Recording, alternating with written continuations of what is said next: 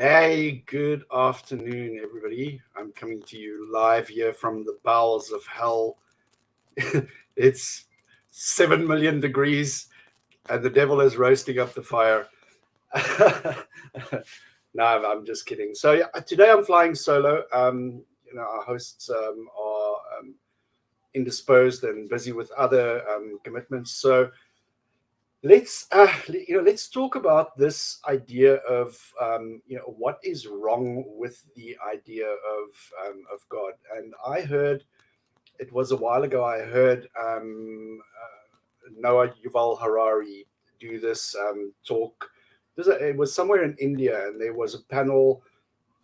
There was a lady on the panel as well, and she asked him, write out, do you believe in God? And he said no. And then before she could ask the second question, he elaborated, and this was something that stuck with me for a very long time. He said that there are two types of gods, actually. There is the concrete, or how did he put it? He said the two different types of gods. The first type of God we know very little about. We know absolutely nothing about this this particular God. In fact, it's a mystery. This God is a mystery the whole time. And then he said the second type of God is the one that we know far too much about. We know everything about this God, what this God thinks about women's fashion, what this God thinks about what you should do with your money. And he said the sleight of hand, the trick that they do is they start with the mystery God, and then they end up talking about the God that we know far too well. And they do this almost like a sleight of hand magic trick. But let's dive straight into it. I'm doing some reading, and what I want to do today is just to present. Let me just get this over here. Okay, so just present my thoughts as I've laid it out. So, first of all, this is a question that's been going on for centuries. People, question whether God belief is faith. Or whether it be held in evidence, or and people have been going about this for centuries. Philosophers, theologians, scientists, and even you and I, the common people in the street, have all weighed in on these topics, and there's a very wide variety of opinions. So, first of all, these arguments have been hashed out over and over again. So we're not going to talk about evidence. Because whenever you say evidence to the Christians, they sigh immediately. But those are things we're not going to talk about today. We're not going to talk about the lack of evidence, the problem of evil, Occam's razor, anthropocentric concepts, the contradictions in the texts, because they've been tap dancing around these ideas for millennia. Truly millennia. And you can throw anything. It's like trying to pin the tail on the donkey. yes, Facebook, I am live. You can stop pinging me. So it's like trying to pin the tail on the donkey. They've become so good at seeing through that blindfold that it's something they can do with their eyes closed. So what we are going to talk about today, we're going to beat the shit out of this argument. So what we're going to do is, the first thing that Christians really struggle with is the incompatibility of the religious texts with science and the scientific understanding that we have today. So 6,000 years ago, wrong. Mudman and ribwoman in the garden, wrong. Worldwide flood, wrong. We understand how these things work. So especially the claims that come I agree. 100%, 100%. So the all the claims that these ancient scriptures made, and granted they were written at a time when humanity was at its infancy. Our understanding of the natural world was limited to, animal husbandry and and maybe just a little bit of an understanding about how the weather and the weather patterns work. And that was it. That was the limit of our scientific understanding. And then as we progressed through the ages and we gained more knowledge and we became more clued into how the world works and our place on the planet and our place in the universe, our knowledge and insight into scientific endeavors expanded exponentially. And unfortunately, the book is written in stone. There wasn't the author, whoever wrote the book, they're no longer here. They're gone. They're gone. They went for milk and they didn't come back. So what happens now is that they are in this delicate situation where they have to either reject science completely, which is what happens with, for example, schools of thought like the young earth creationists. They make up their own science,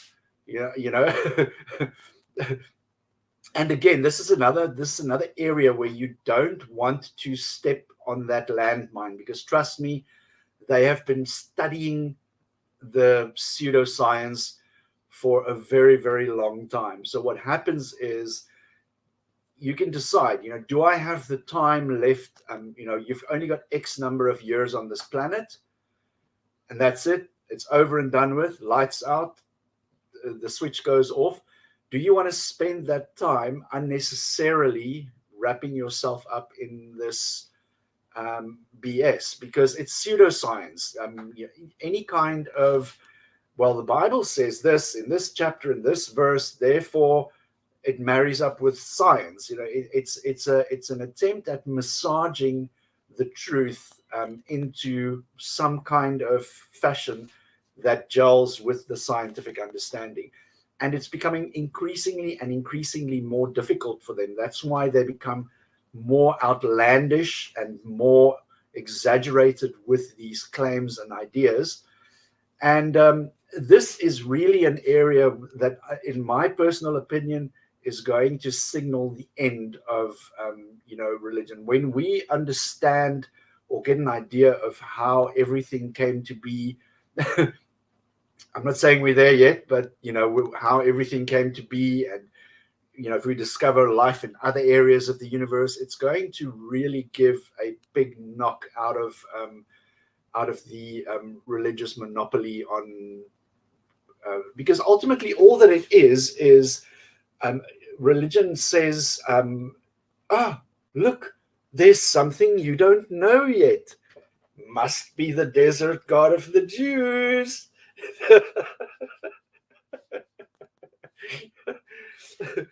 And that is, that is where, as science progresses, that space where they can plug the God into, because it's like they are like the multi-plug adapter, and when you can bring God in whatever kind of 2-prong, 3-prong, whatever kind of permutation of plug you bring, they're the multi adapter and they'll plug it in somewhere. But now, as those gaps become smaller and more condensed, it's increasingly more difficult for them. Now they even have to cut the plug off and jimmy the wires in there to make it work. Exactly. So this is another thing that really, really, really grinds them up the wrong way, is this idea of divine hiddenness. There's supposed to be this all-powerful, all-knowing, omnipotent, super-duper extra squared to the power 50 God that's running the universe, but nobody's ever seen nothing, not even a glimpse. That's why God hides in the thunder, and God hides in the storms, and in the floods and all of these, these mysterious events. And again, that's the, like I mentioned in the beginning, it's the mystery God. We don't, we just too stupid to understand, and we'll never get there. So God is too mysterious, or God is too powerful. If you were to see God, then your eyes would fucking burn right through the back of your head. Nobody sees God and lives to talk about it. That's what they say in the Bible. And then in other places in the Bible, people see God and they have chats with God and talk to God. So it's a bit of a catch-22. But this is the thing. It's God is somewhere hidden that we cannot see it, and therefore we must just take it on face value. And there is no other area of your life that you live like this. No other way. If I come to you and I say to you, my brother, I have got in my flat, I have got a big crate full of gold bars, and I'm going to give these gold bars to you if, but only after you die. Like you're going to see the gold bars after you die. And in addition to working with a gold bar, you've just got to take my word for it. You're going to tell me to fuck off. It's not even we don't live our lives in this way by just believing things because some person with a funny hat and a nice suit standing at the pulpit tells you to do that. Get the fuck out of here with your right.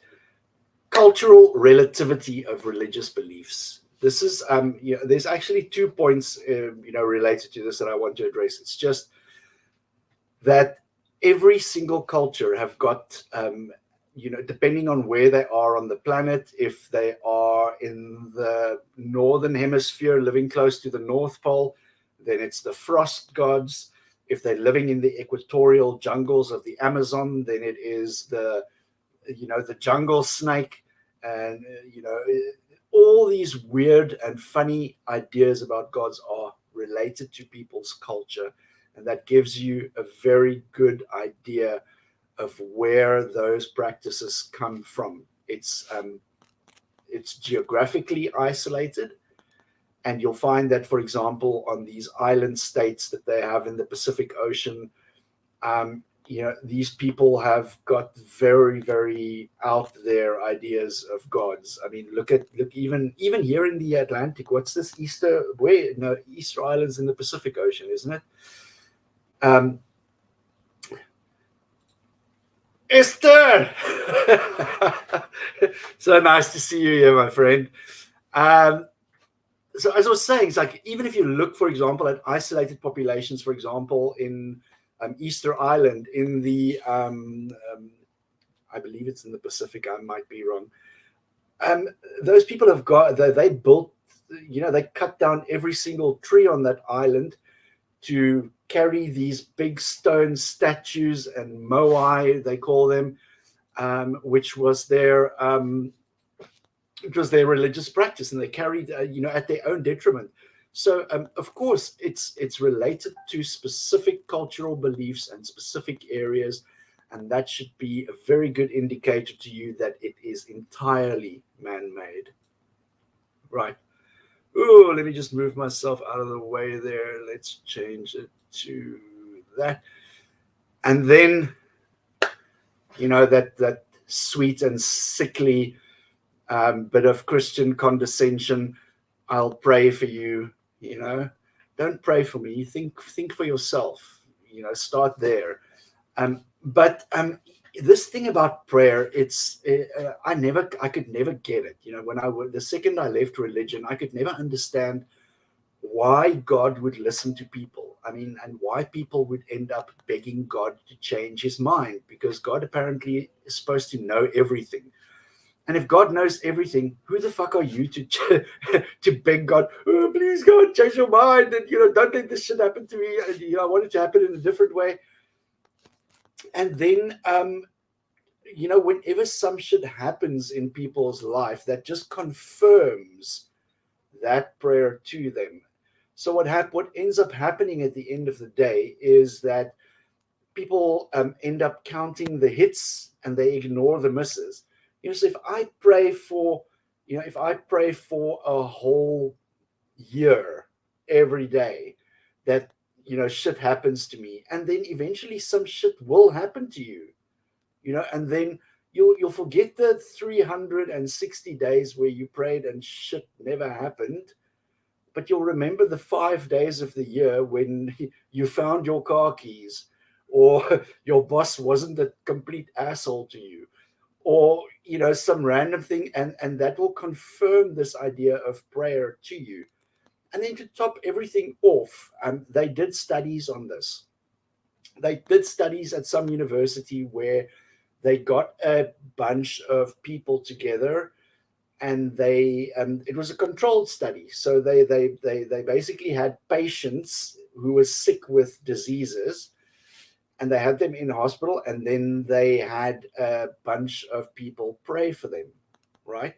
So the thing is, some of the patients were not told that they're being prayed for, and some of the patients were told that they were being prayed for. And they did a comparison afterwards, and they found out that the people who knew that they were being prayed for did worse than the people who didn't.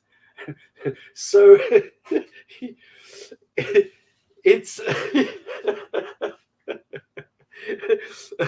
that's so true. That's very true, because you can't change. Who are you? You are not even a grain of sand on the beach when it comes to God. But yeah, you are. Hey, God, you've got to change your mind on this shit.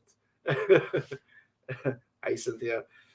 So yeah, I mean, it's complete and utter nonsense to try and pray for somebody, and then this even spills over to some of the new age movements nonsense, where you will get these things, that when that book The Secret when that book The Secret hit the shelves, everybody was going around, oh bro, you've just got to put some intention into it. The more intention if you put your intentions into the world, then your reality will manifest. And it's all about the energies that you put into the universe. And it's exactly the same thing as praying for shit. Comes out to exactly the same point. And then finally, this was actually the thing that was a big part of my personal deconversion, because I grew up in such a sheltered, isolated, insular community where I only knew of one religion. And this was way up until I was a young adult. Okay, granted, I knew that there were other religions, but nobody even talked about it. There was only one way, the highway, and we didn't even know about any other things. And then when I left home and went out to go and do my own thing, I moved to another city, and all of a sudden I encountered there were Hindus and Muslims, and they were very sincere about their shit. I had my shit over here, but they had their shit over there and their shit over there, and they were extremely serious about this, to the same degree that I was. And I was saying to myself, like, wait a minute, something's not right here. Like, what happens if, for example, we have we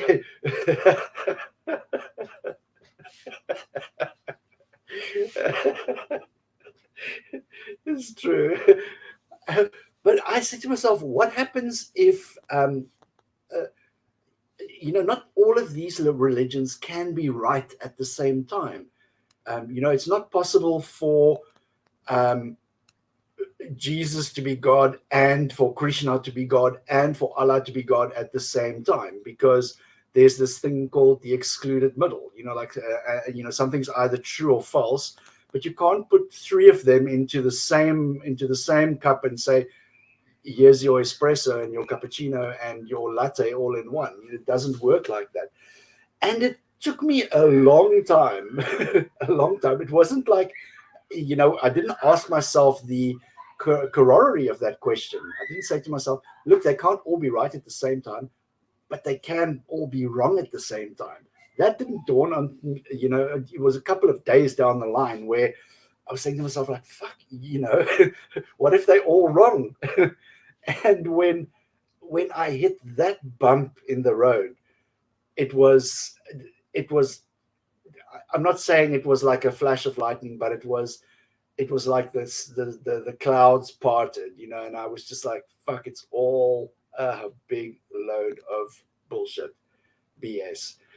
And once I came to that realization, I didn't look back. I investigated everything. I didn't take, because I was I was livid. I was livid. I was going. I said to myself, why the fuck did all these people lie to me? And why? And I was so angry. I was fuming. But with time, and a bit of temperance and a bit of empathy and a bit of compassion, all those humanist values. um, uh, I got to the point where I realized, look, people who were in positions of authority and positions of trust in my life had my best intentions at hand. It wasn't done with any malice. It's just the way that the cookie crumbled. And from there on, as soon as I let go of that rage, I said to myself, where, I need to channel this, because I'm the type of person, if I know, like, something, I want to tell you about it. Yeah, not to change your mind, but to share it with you, because I have found so much joy and, intellectual stimulation and whatever out of this particular concept. I want to share it with you, and especially if you approach me with, Mudman and Rip Woman in the Garden 6,000 years ago. I really want to tell you about science, because that's going to fucking rock your world if you if you find out about science when you're of the mindset that everything happened, God said poof, and everything happened. Science is going to rock your world. You just look into it. And yeah, that's where I got involved. There's this whole thing.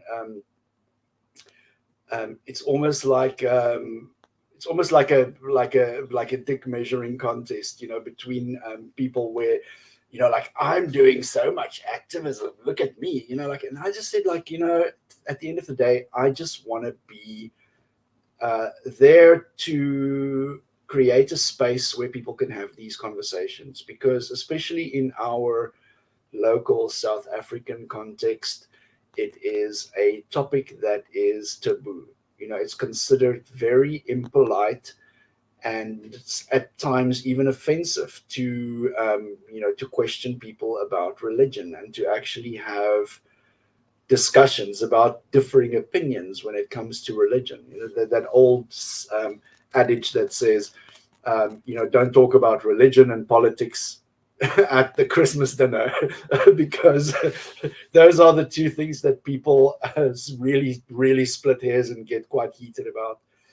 And yeah, I just want to be a person that has the, not like a magic wand or something, but I distinctly remember that moment where I said to myself, like, wait a minute, this is all bullshit. And it was a liberating experience, because I carried with me so much of this guilt trip and shame and never feeling like I was good enough for God and all of that bullshit that was imprinted onto my psyche as a young adult and as a young child. I carried a lot of that bullshit with me, and I still do to this day. And that's the harm that I see. Sure, religion does a lot of harm, but the most insidious and the most damaging is the harm that it does to our self-esteem. It teaches you that you are not worthy, that you're not worthy of love, that you're not worthy of being acknowledged and seen and recognized, because you are just filth under God's feet. You have to come groveling and begging. And I just, second I let religion go, I gave myself that space to stand on my own 2 feet and recognize myself. And I wish that for everybody. I really wish that for everybody, because it was a liberating experience. And yeah, I can really honestly say it was a watershed moment, because yeah, the Christianity that I grew up in was very toxic, very toxic. And I digress. Let me see. That's it. I did my slides. Okay, so there we go. I always encourage everybody towards the end of these presentations, go out and sin. Sin all you want, because this is the thing. Christians, they don't want you to sin, but what the fuck did Jesus die for at the end of the day? I don't want Jesus to have died for nothing, because apparently it was horrendous. There was whipping and nails and spears and crosses and pain and crying and anguish and screaming and all of that. So, I don't want that to be in vain. That's why I personally am a very, very big fan of sin. I encourage you to do all the sin that you want to. If you don't feel like sinning, that's fine as well. But yeah, just keep it legal. Don't get your ass locked up in jail. And and yeah, stay safe. Everybody have a very good Sunday. We'll be working on some more programming for you next week. I'm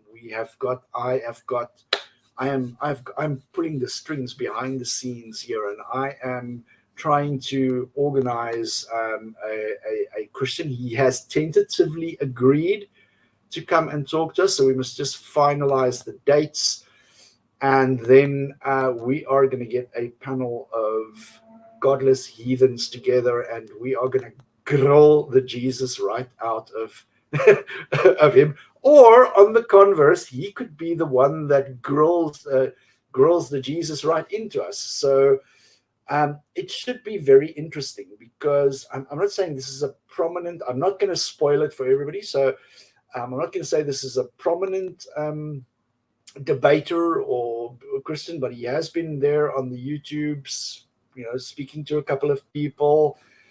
And yeah, so watch the space. Enjoy sinning, and we'll catch you all next weekend, same time, same place. And that's me. Have a good Sunday.